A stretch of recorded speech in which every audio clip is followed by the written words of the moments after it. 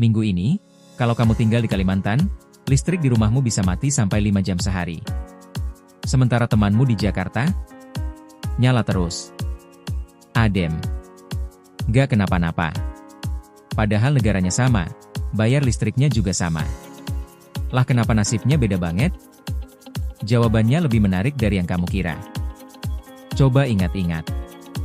Lagi seru-serunya nonton, tiba-tiba, pet. Mati lampu. Kipas berhenti, wifi hilang, HP tinggal 20%.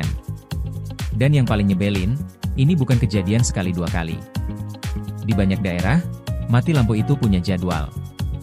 Sampai ada istilah resminya, pemadaman bergilir. Tapi pernah nggak kamu mikir, kenapa sih listrik harus digilir? Emangnya listrik bisa habis, kayak pulsa? Nah, ini fakta pertama yang jarang orang sadari. Listrik itu nggak bisa disimpan dalam jumlah besar.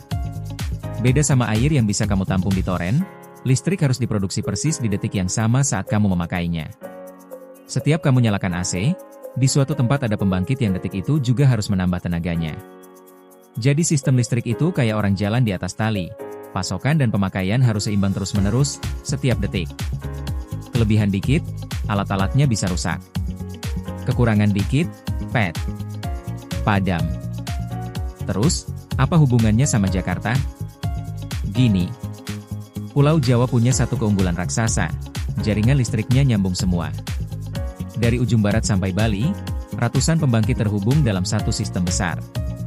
Kalau satu pembangkit tiba-tiba rusak, ratusan lainnya langsung nutupin kekurangannya. Ibaratnya main futsal dengan 100 pemain cadangan. Sekarang bandingkan dengan Kalimantan atau banyak daerah lain, jaringannya lebih kecil, pembangkitnya bisa dihitung jari, dan sebagian belum saling terhubung. Satu pembangkit rusak, cadangannya nggak cukup.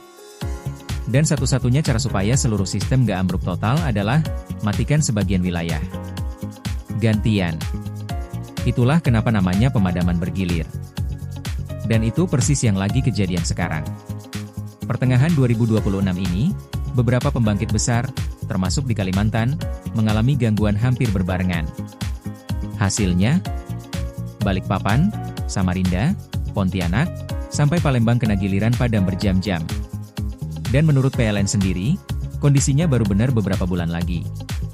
Jadi bukan karena listriknya dijatah pelit, tapi karena cadangan di luar Jawa memang setipis itu.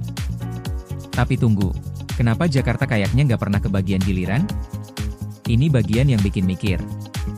Jaringan Jawa memang paling kuat. Tapi ada alasan lain yang jarang diomongin.